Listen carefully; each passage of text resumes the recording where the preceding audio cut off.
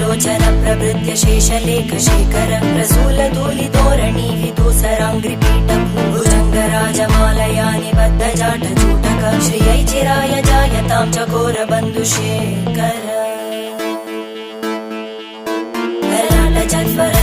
धनञ्जय स्फुलिङ्गभाविगीत पञ्चसायकं नमन्निलिम्पनायकं सुधामयूखलेखया विराजमान शेखरं महाकपालि सम्पदे शिरोजटालमस्तु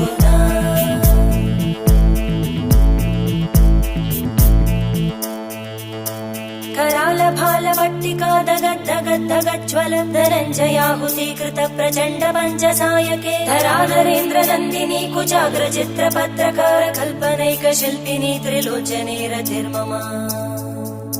नवीन मेघमण्डली निरुद्ध दुर्धर स्फुरत् कुहूनि शीतिनी धम प्रबन्ध बद्ध कन्दर निलिम्ब निर्झरीधरस्तनो